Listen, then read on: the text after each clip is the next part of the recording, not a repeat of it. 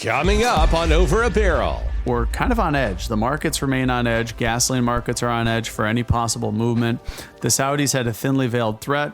Of course, the Russians, interestingly, with some activity involving the Wagner CEO, his plane being shot down. And there's always, that level of instability now. Plus, a developing story in Louisiana with a refinery fire, and the tropics are heating up. Over a Barrel starts right now.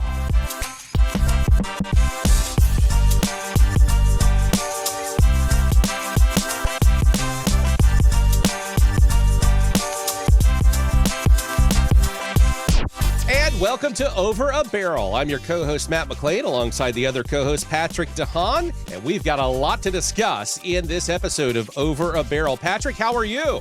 Good to be with you, Matt. I couldn't be more excited. Hey, let's kick it off. We're going to be live here from Denver. Hopefully going to have some terrific podcasts that we can do. Maybe some live streams out there as you and I kick off from PDI Technologies user conference in Denver. Looking forward to it. Yeah, the boys upstairs, so to speak, thought, let's get Patrick and Matt in the same spot, and hopefully they won't create a lot of trouble. Yeah, right? Trouble. So here we are.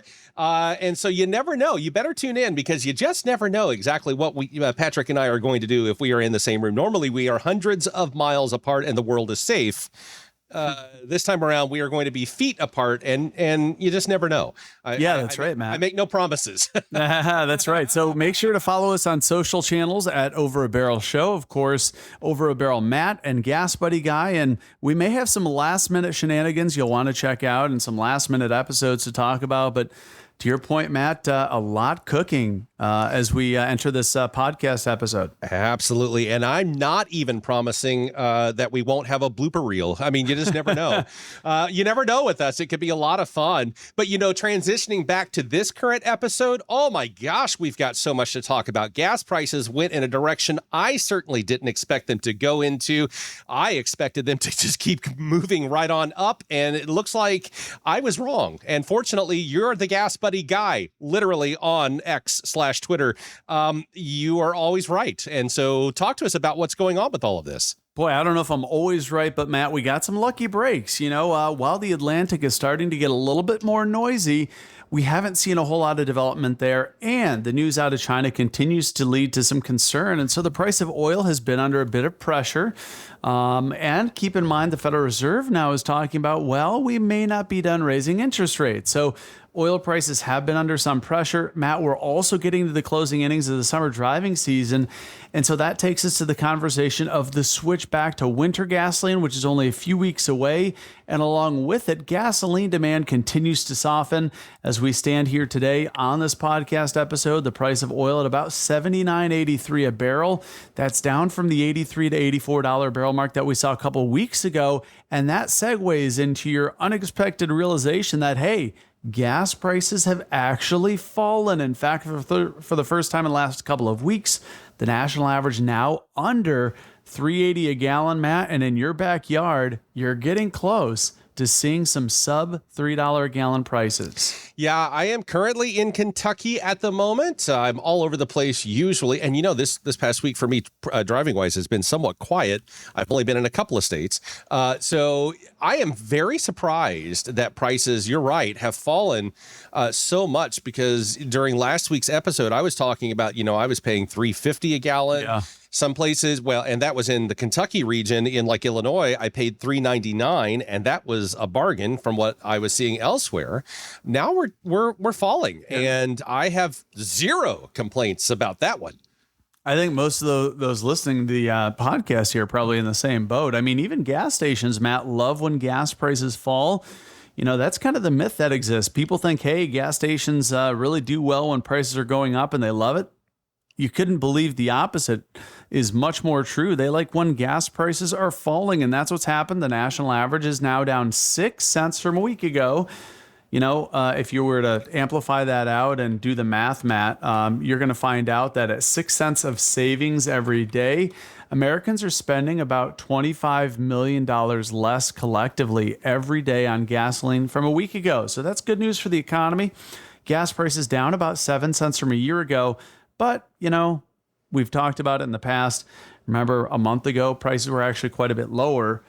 So overall, gas prices today, still about a 15-cent jump from what we saw a month ago. But to your point, a lot of places have now been starting to see some relief. So certainly some good news. Knock on wood, Mother Nature is going to continue cooperating. Let's make that jump over to the Atlantic, Matt. We have seen some of those areas of interest that we keep an eye on. We've covered this time and time again that we are now in the peak of hurricane season. And aside from Tropical Storm Franklin, which doesn't pose much risk to gas prices, there are a couple of disturbances, including one off the coast of Mexico, just south of Cancun, that could head into the Gulf of Mexico. And there's a couple other disturbances. One, kind of between Puerto Rico and the coast of Africa, and then kind of one doing its own thing in the middle of the Atlantic. So still some interesting things that we're keeping an eye on. But for now, the tropics remain quiet but more active than they were a couple of weeks ago. Yeah, I tell you, the perfect case scenario for us would be, you mentioned that one's kind of out in the middle of the Atlantic doing its own thing. We like those because those are the ones that actually help us cool off and help disseminate some of that hotter air, and it doesn't have any impact on land or cause any major issues. We were talking about last week, different ways that hurricanes, because we were talking about the tropical system that was expected to impact Southern California. Well, it did. Thankfully, nothing catastrophic or anything like that. And then we had also breached on the idea, because neither of us had ever seen something hit Southern California, and neither has most people alive, that I had seen some things and you had seen some things that had crossed over like Central America and into the Caribbean or Gulf of Mexico. And that was somewhat rare as well. But we have had exactly that happen with the disturbance there that has just crossed over there near the Yucatan Peninsula of Mexico from the Pacific. And the forecast right now not showing anything major or huge or anything catastrophic or anything like that. Of course, we'll watch it. And from Denver next week, if we need to provide any additional stuff, we'll, of course, let you all know if it could be impacting any kind of oil refineries or oil rigs or anything along those lines. But right now, it doesn't look like that's the case. Yeah, and maybe some follow-up here is that there were a couple low-level kinks, Matt, with Tropical Storm Hillary that shoved into California and dropped a lot of rain. There were some shutdowns of pipelines. Some of those are precautionary because of the potential for mudslides and washout. Yeah. Keep in mind, that can affect things underground. So washouts can. So a portion of the Kinder Morgan pipeline resumed operations earlier this week. Actually, as of Wednesday afternoon, they said it returned to service. So again, this is kind of a lot of the behind the scenes stuff that most people don't realize, that pipelines can shut down. And we've seen it during events in the Gulf of Mexico as well, that pipelines that are buried, the pumping stations, they may lose power. So there's a lot of issues to think about. And Tropical Storm Hillary, though, it dropped a lot of rain, there were some implications that hopefully are not going to be much of a big problem. So we'll have to keep on watch for what happens in the Atlantic. By the way, Matt, speaking of last episode, we did get some real interesting feedback. Always love to hear from you. If you'd like to email the podcast, do so by shooting an email to podcast@gasbuddy.com. We heard from Joe with some terrific follow-up information on our discussion about, the gas pump nozzle shutoffs, how those work. And why some of those don't work occasionally. And then again, Joe also made some comments too on, a lot of people have said, if you see a tanker coming into a gas station, avoid filling up, because a lot of people have this misconception that there's all sorts of, particulates that get into the storage tank and they kick up sediment. And Joe correctly pointed out and reminded us that, and I think we covered this as well, that gas stations have multiple levels of filtration. And again, gas stations aren't in the business of selling you, sediment loaded gasoline. That would be bad for everyone involved. So Joe commented again that, that the temperature of gasoline when it's loaded at the rack is oftentimes warmer. And this has to do with water content, because condensation can happen. And when you put that warm gasoline into a cool underground storage tank, Joe commented typically about 14 feet below ground is where that underground gasoline is stored. That warm gasoline entering that cool tank can cause condensation. And over time, enough of that can cause liquid alarms to go off, that measure the content of condensation, showing there's water in the tank. And again, the sensor I had mentioned is a probe that Joe says has two floats on it. One float measures the gasoline or diesel, and the other float measures water detection, because when those alarm bells go off, it does push a station to, rectify the situation. And that's how you mitigate the potential for water entering gasoline. And again, people also think that stations water down gasoline deliberately. But just like my basement, Matt, a couple months ago when we got 7 inches of rain, sometimes it's real hard keeping water out. But again, there are mitigating factors that gas stations employ to make sure that they're selling you gasoline and not water. And keep in mind, the Department of Weights and Measures, and again, we talked about this last time too, they not only measure the volume of gasoline sold, but the quality of gasoline too. So there's a lot of government organizations, bureaucracy that protects the integrity of what you're filling up with. So thanks to Joe for the shout out there. And Matt, that piece he sent us about how the nozzle clicks off was real interesting. Basically, if you read the article, and we'll have to post this on our Over a Barrel Twitter handle, is real interesting how those nozzles automatically know how to click off. And if you ever notice, when you put your dispenser in the car, there's a small section of the tube that goes into your car that shuts off when it becomes submerged with rising gas. That's how it clicks off, and it chokes off the air pressure, and that's how the nozzle clicks off, is when the flow of air is gone because your tank is full. So kind of interesting. That is extremely interesting. And we thank Joe for sending that email. And as you mentioned, the water in the tanks and stuff, the simplicity of it all is that oil and water do not mix. So one would assume the water and the oil would definitely be separated in the tank if that condensation builds up. Probably not if, but I would say, and you correct me if I'm wrong, eventually it just kind of becomes a win situation where but gas stations obviously want to deal with that right away. Always want to deal with it right away. That's why it's an alarm, right? Yeah. It's something that notifies them immediately, because it's kind of like my sump pump alarm in the system, Matt, right? When you detect water where it shouldn't be, you want to jump into action. You don't want to wait till your basement is flooded or a customer buys contaminated gasoline, because then the cost to damage and mitigate, any potential damage from water content, that's a liability that gas stations own. So they don't want to pump gasoline. They don't want to pump gasoline that's loaded with water into your tank either. Definitely not. So so we'll obviously have lots of questions and answers like that. And we thank Joe for really providing a lot of insight. Maybe one day we'll throw him onto a podcast as well. Maybe he can go in further depth, or maybe one of you listening as well.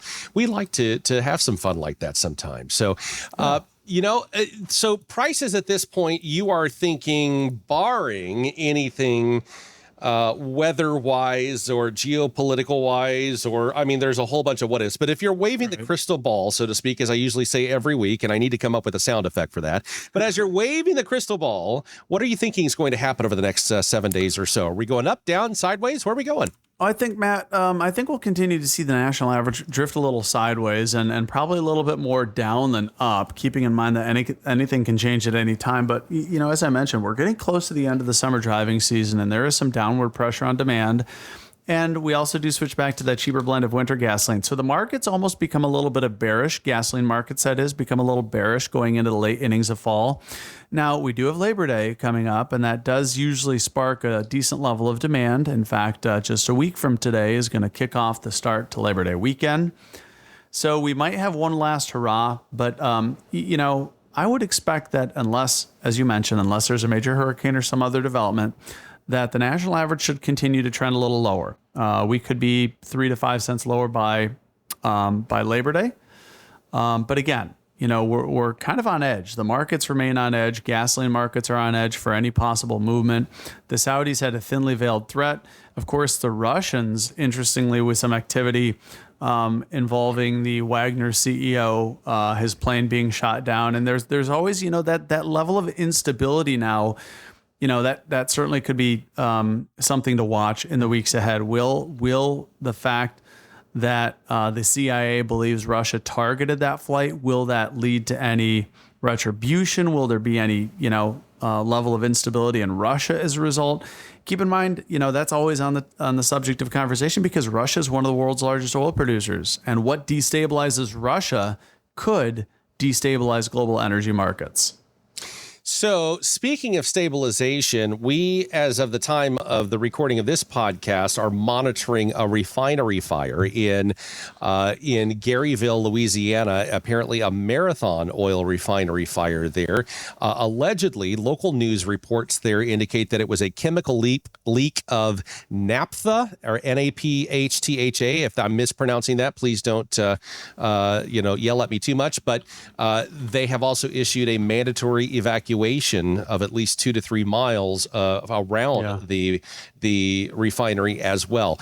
Really, for this topics of conversation, that oil refinery, as you have mentioned numerous times, there are far fewer refineries now than there were 20 years ago. So anytime a refinery suffers an issue like this, that can create a bit of a ripple in supply. So talk to us a little bit about all of that. Yeah, so naphtha, first of all, looking at some of the pictures on social media, this does seem to be a storage portion of the facility. It doesn't seem to be the actual facility where the process is happening itself. It's not like the coker or the fluid cat cracker. This is kind of away from the main portion of the refinery. But naphtha is usually distilled into 2 further products. Naphtha is a major paraffin, and it's used in gasoline as well. It's highly volatile, which is why maybe you saw some issues with it. But the issue that we're seeing right now, and I know people see the images of a refinery on fire, and everyone's immediately thinking, oh, gas prices are going to jump. Well, everybody panics. I mean, that's the reality of it.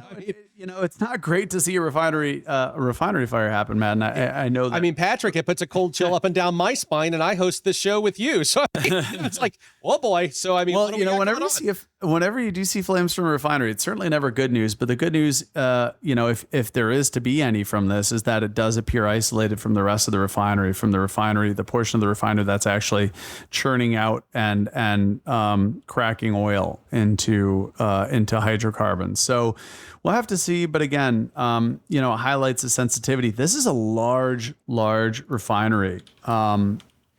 The refinery in Garyville that you mentioned is one of the largest down there in Louisiana.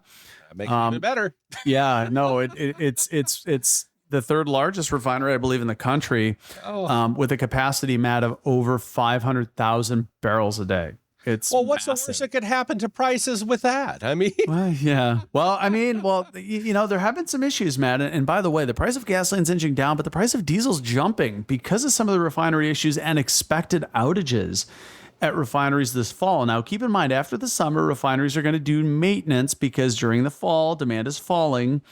They also do maintenance during the shoulder seasons in the spring between the transition from winter to summer.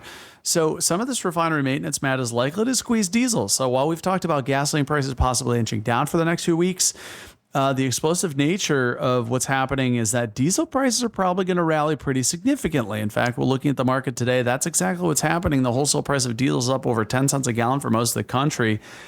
And the bad news is that refinery maintenance this fall, Matt, is likely to contribute to higher diesel prices as we get closer to the peak and the start of the run on diesel supply. And we mentioned, I think, in last week's episode that, the BP refinery in Northwest Indiana started maintenance a little earlier than expected. And I had surmised or guessed that maybe part of the reason why they got into maintenance earlier was because the weakness in the price of diesel back in early August and even July may have spurred a decision.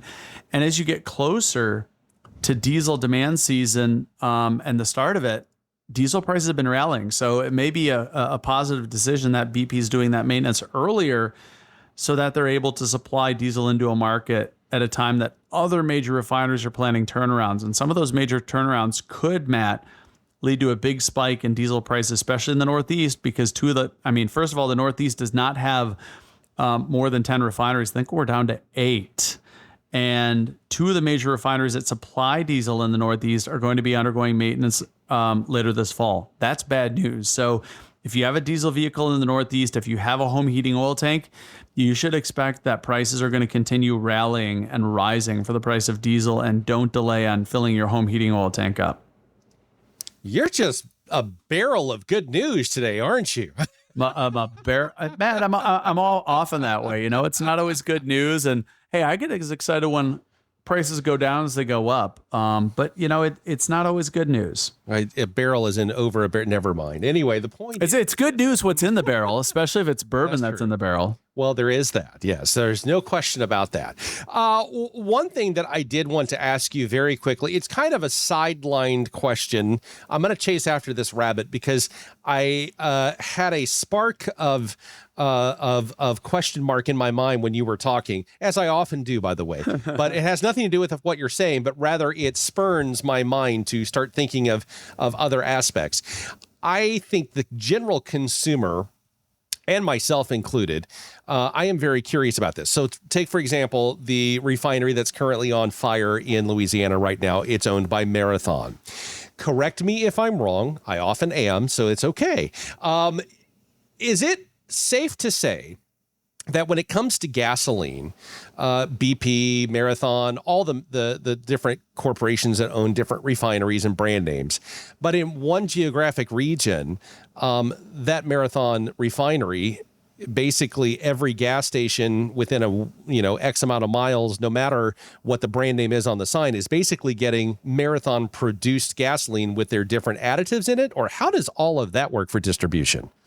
Well, there's a lot of different refineries in Louisiana and Texas, and that gasoline all can end up in different places. That refinery can export gasoline out of the United States down to Latin America, and a lot of the refineries down in Louisiana and Texas do that. A lot of the time, that gasoline can get put on a barge and head over to Florida, Matt, and sometimes it heads up the Colonial Pipeline to areas of the Carolinas and the East Coast. So, there's a lot of refineries down in Louisiana, and, it could be, there's such diversity, Matt, in Louisiana that you really just don't know. Even if that refinery is so significant, you could be getting gasoline from Shell. You could be getting gasoline from that Marathon refinery. And it's really just all about how much, right now, let's give a hypothetical and say that refinery did go down. Now, it looks like it's only a storage facility. So this is a hypothetical that's not true. But if Marathon went down, their price is likely to go up because they don't have as much supply to offer on the market.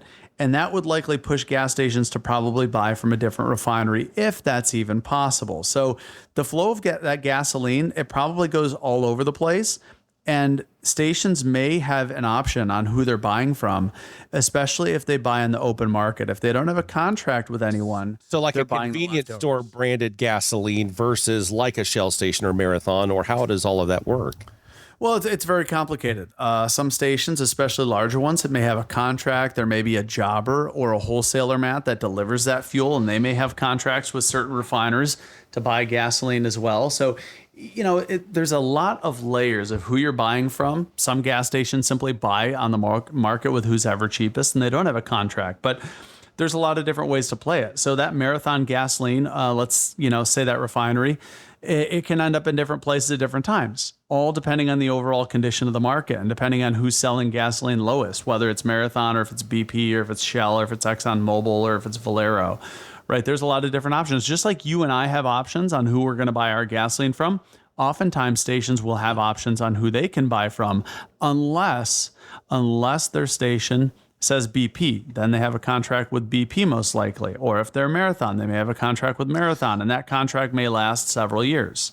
So I guess from the 30,000 foot kind of viewpoint, I guess my major question was Marathon refineries don't produce gasolines exclusively for Marathon stations only. There may be a Shell station, a BP station or whatever that may also receive gas from the refinery, but it's their additives or detergents that would make it a distinctive difference.